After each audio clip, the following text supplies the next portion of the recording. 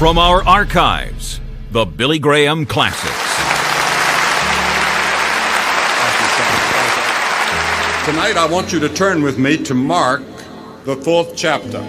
The 4th chapter of Mark, beginning with verse 15. And the same day, when the evening was come, Jesus saith unto them, Let us pass over unto the other side.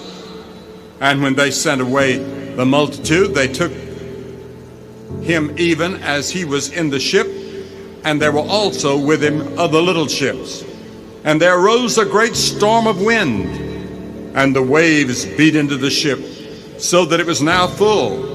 And he was in the hinder part of the ship, asleep on a pillow. And they awoke him, and they said, Master, do you not care that we perish? And he arose, and rebuked the wind, and said to the sea, Peace, be still. And the wind ceased, and there was a great calm. And he said unto them, Why are you so fearful? Is it that you have no faith? And they feared exceedingly, and said one to another, What manner of man is this, that even the wind and the sea obey him? And they came over unto the other side of the sea, into the country of the Gadarenes. And when he came out of the ship, immediately there met him out of the tombs a man with an unclean spirit, who had his dwelling among the tombs, and no man could bind him, no, not even with chains, because he had been so often bound with fetters and chains, and the chains had been plucked asunder by him, and the fetters broke in pieces, neither could any man tame him. And always, night and day, he was in the mountains and in the tombs, crying and cutting himself with stones. And when he saw Jesus afar off, he ran and worshipped him, fell down before him, and cried with a loud voice and said, What have I to do with thee, Jesus, thou Son of the Most High? I adjure thee by God that you do not torment me. For he said unto him, Come out of the man, thou unclean spirit. There was an unclean spirit in this man, a demon. And Jesus asked the demon, What is your name? And the demon replied, My name is Legion, for we are many. And I want to tell you the rest of the story of what I want to leave with you tonight, because the Bible teaches that there is such a thing as a devil, and the Bible teaches that there is such a thing as demons. And these demons have tremendous power and tremendous influence, and they're at work in our world today, and they're at work in Philadelphia today. Here's the disciples in a storm at sea, and there's nothing sadder than a wreck. But the saddest and the most tragic wreck of all is the wreck of a human soul. Christ said, For what is a man profited if he shall gain the whole world and lose his own soul? He was comparing the world with the soul. He said, Your soul, your spirit, is more valuable than all the rest of the world put together. How can that be? All the money, all the wealth that there is in this world is not as valuable in the sight of God as your soul. Your soul is that part of you that lives forever. When you were born a living soul, a living spirit. And that part of you is going to live forever. Nothing you can do about it. You were born to live forever. Now, your eternal home may be hell, or it may be heaven, but you're going to live. And it's up to you to decide which road of life you're going to take. Jesus said there are two roads. There's a broad road that leads to destruction, and a narrow road that leads to life eternal. And you have to make a choice. Now, in the story that we read about, this boat with Jesus in it and the disciples lands on the beach. And all of a sudden they hear these wild cries on a cliff above them. They see a dreadful wreck and ruin of a man rushing down. He's disheveled. His body is naked. He's gashed. He's bleeding. Fragments of chains on his hands and feet. A wild, wretched remnant of a man. Probably came from a fine home. Perhaps a man of superior intelligence in every way. He begins to act strangely. He grows worse. And eventually he leaves home. He was possessed by an unclean spirit. Now the Bible teaches that there are demons that can possess a person. And he was living among the dead. This man was possessed of an unclean spirit, and he lived among other people with unclean spirits. He was spiritually dead. And in destitution and wretchedness, the devil pays his wages. Yes, the devil pays. You serve him. Live separated from God. You may live in a fine home. You may have everything that will bring pleasure and happiness and money, but deep inside you're not sure that you know Christ. There's something wrong. And eventually, the devil will pay you off because you've neglected Christ and turned your life over to the devil even though you didn't mean to. You just did it by neglect. You see, you are in torment. Your conscience is in torment. Your conscience acts as a salt in the wound or a whip on your rebellious back. So many in the press tell the story of their torment in drugs. What have I to do with thee, Jesus, thou Son of the Most High God? Torment us not. Many people say, what do I have to do with thee? That's what this man said. What do I have to do with you?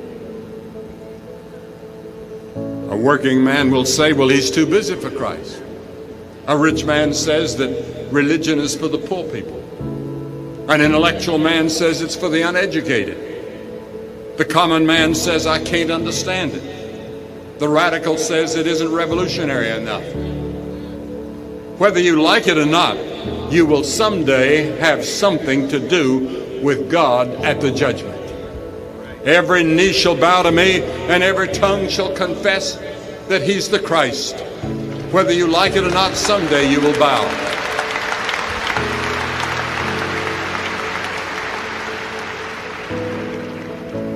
When I was taken to some of these areas in the Philadelphia area of disadvantaged people, people that don't have as much as maybe some other people, maybe some of them involved in certain types of crimes, but they're people out in the suburbs just like them. They just live in better homes, maybe drive a better car, but their hearts and their souls are in torment from their own conscience. But Jesus moves among both groups. He moved among the wealthy, he moved among the poor. And he was unafraid, always tender, always loving. And he asked this man, he said, what is your name? And the demon answered back, my name is Legion, because there are many of us that occupy this man's life and heart. And there are many demons today. The demon of sex perversion, the demon of lying, the demon of anger, the demons of drugs, the demon of strong drink, the demon of sex that's out of hand. You can't get it off your mind. You can't get away from it. It's everywhere. You look on a magazine stand and you see sex at every turn. You turn on the television, there's sex. You go to a movie, there's sex and profanity. And if you want to see a good picture, sometimes you have to sit through a half dozen of that kind of picture to see one good one. And today, that's difficult to find even a good one, because it seems that all of them are dripping with these sins that the Bible teaches are coming from the devil. Mary Magdalene had 7 devils. And this man was filled with evil spirits, and some of you are like that here tonight. You yield to temptation, and it becomes easier to yield the next time. You become a slave to lust and passion and your own evil nature. Jesus says to this man with the voice of authority, Jesus said, "Come out of the man." The same voice that he used to still the storm at the sea, he says, "Come out of the man." And at once a change took place in that man. His muscles relaxed.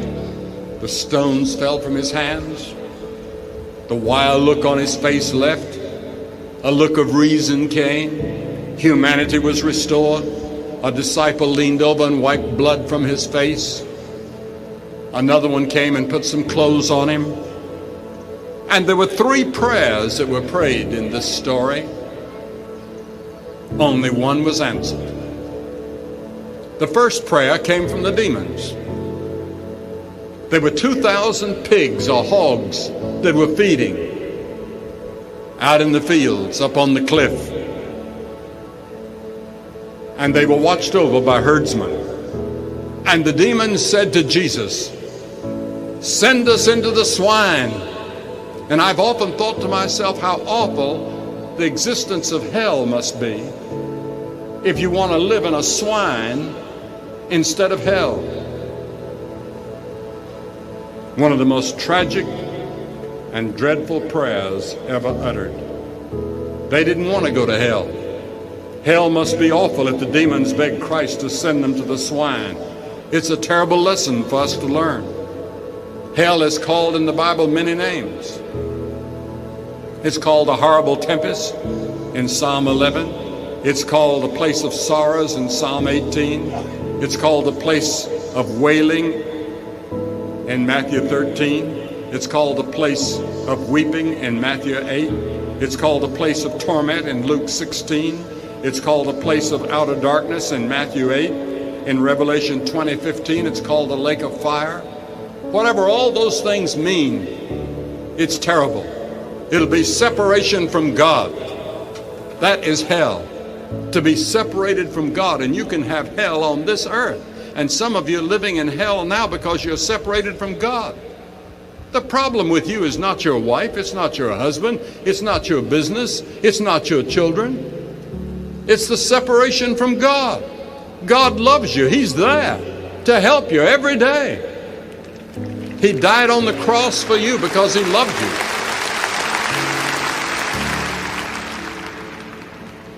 And then the second prayer was the people's prayer. These herdsmen, they rush into the city to inform the people that an awful catastrophe has befallen the hogs. That's where they made their living, from those pigs, those hogs.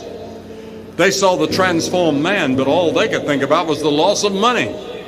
They begged Christ to leave their country. Leave us alone. Go somewhere else. We don't need you here. You're spoiling the money that we use for our pleasures and our livelihood. Now here Jesus was ready to bring healing and salvation to that whole area, but they were more interested in money and material things than they were in Jesus. And this is true today. There are many people who do not want Christ. They're afraid that if he comes into their lives, it'll be a revolution. They don't want to be disturbed. I know many church members today that are comfortable with their situation. They go to church. They live any way they want to. They don't want to be disturbed. They don't want the preacher to talk about sin. They don't want him ever to mention hell. They don't want him to talk about the blood that was shed on the cross. They don't want to be disturbed. They don't want to be told that they need to repent of their sins and receive Christ as Savior personally. They think everything's all right. They've been baptized, as I was in the church. They were confirmed, as I was in the church. And they say, well, that's enough. And I go to church once in a while. That's enough.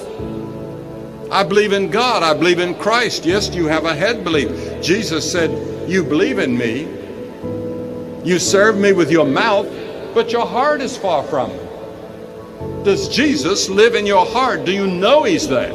Are you certain that he's there? Because you see, if you're not sure, you ought to make sure tonight before you leave here. Now is the accepted time of salvation. Today is the day of salvation. Come while he's able. Those people that don't want Christ are like a drowning man who's throwing away a life belt. They're like a poisoned man throwing away the antidote. They're like a wounded man tearing open his wounds. They're like a lost man shuddering in the darkness on the brink of hell, refusing Christ. Do you fear that you'll have to give up something? And so you've asked Jesus to leave?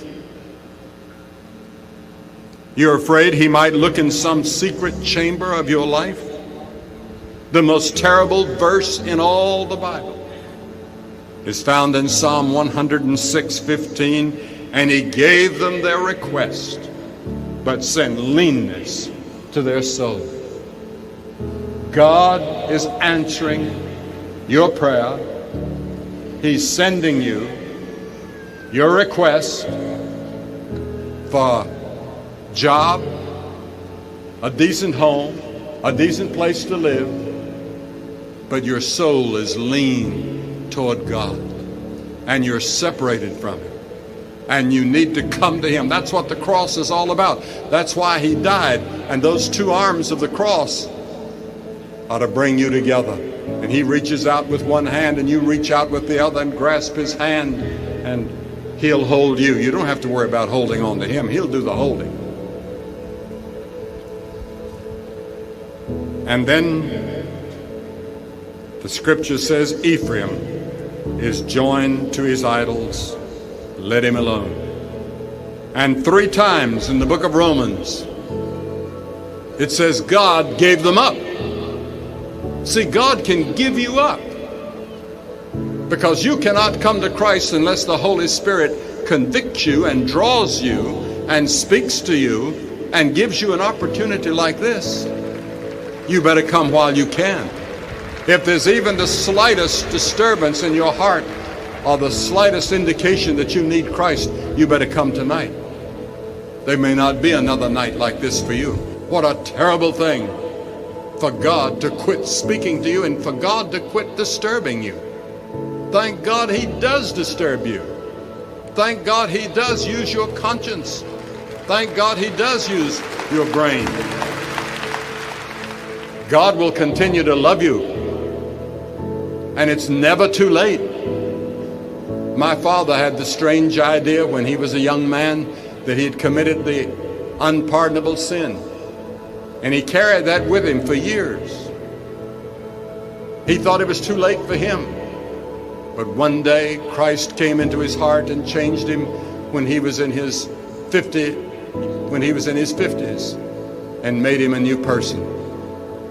And I'll never forget what a change it made in our home. And then the last prayer was the healed man's request. He wants to follow Christ and stay with Christ and live with Christ. And Jesus said, no. Go home. Go back to the street where you live.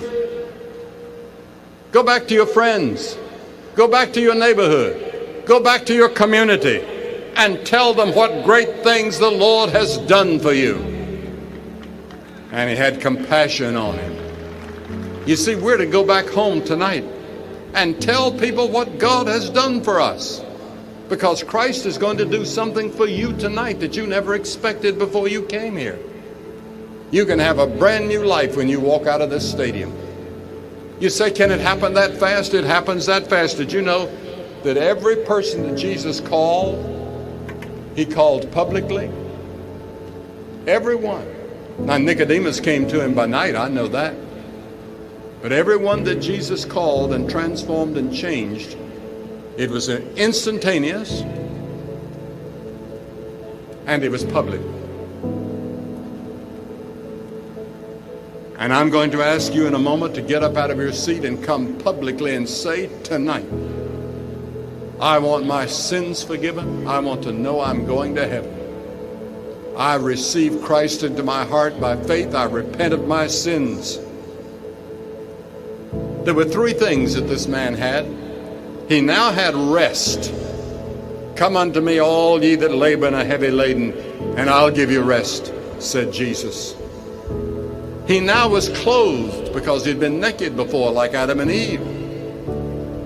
And you and I are naked before God. Sin makes us naked. And Christ provided the clothes at Calvary. And we're clothed in the righteousness of God. And when God looks at me, he doesn't see Billy Graham. He doesn't see the evil heart that I have. He doesn't see the sins I've committed. He sees the righteousness of Jesus Christ, because I'm clothed in his righteousness.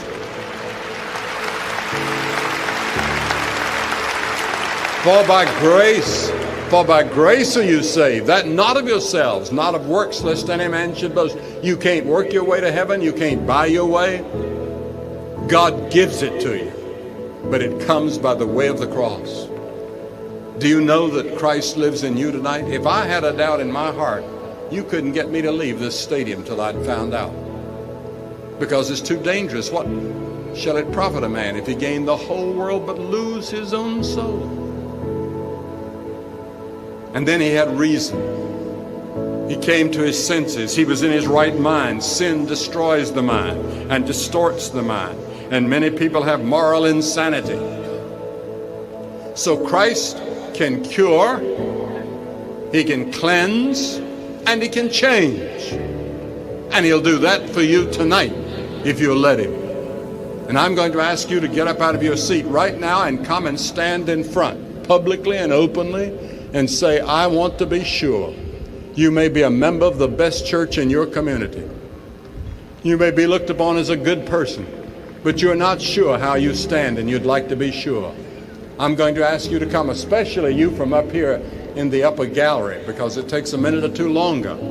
And after you've all come and stood here, I'm going to say a word to you, have a prayer with you, and give you some literature to help you in your future Christian life. Tonight, you come, men, women, young people, fathers, mothers, whoever you are, grandparents. Going to ask that no one leave the stadium now. I know some people will want to go and leave and be ahead of everybody else, but this is the holy moment of this meeting tonight. You get up and come and make sure.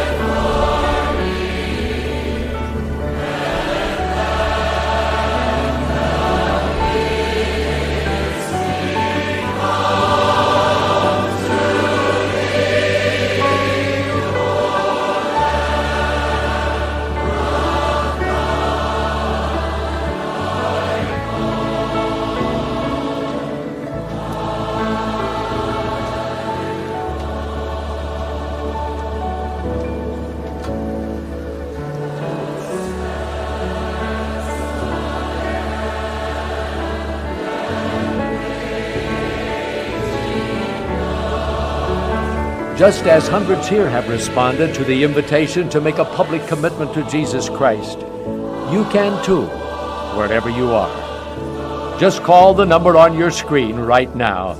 Special friends want to help you with the most important decision you can ever make. Don't wait. Call right now.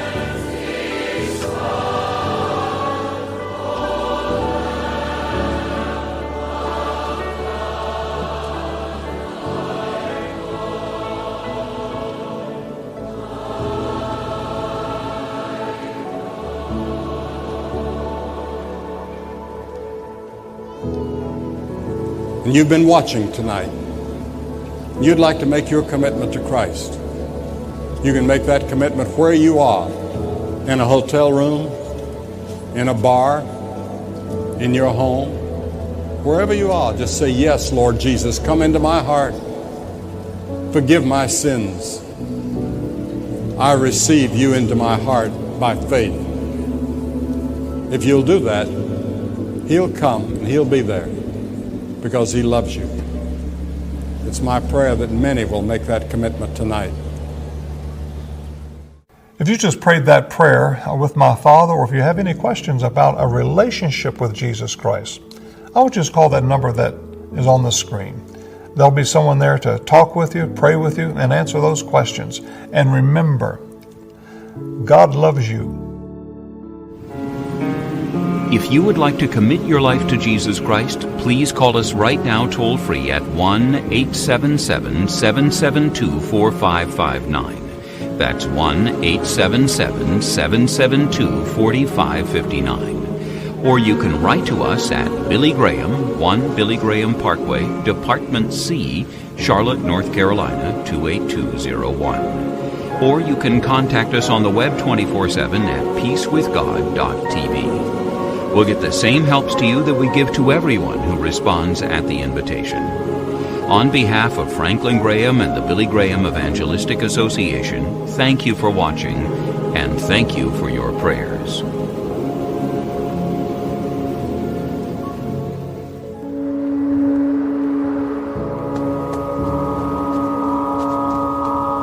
Toward the battle, into the darkness, anytime, anywhere.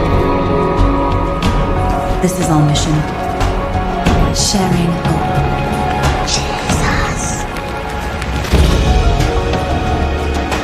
The Billy Graham Evangelistic Association, always bringing good news. The Bible says, seek the Lord while he may be found. Call on him while he is near. The Bible says without faith it's impossible to please God, because anyone who comes to him must believe that he exists and that he rewards those who seek him. You come to Christ tonight, you've got to be willing to turn your back on your sins. Will you call upon his name? Will you seek him tonight?